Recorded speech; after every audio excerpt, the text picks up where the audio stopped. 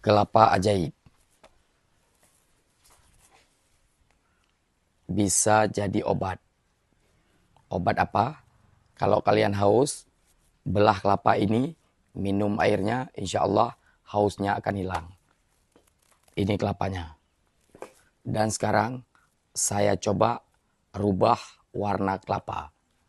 Ini kelapa asli ya, bisa Anda lihat. Oke, sekarang saya rubah.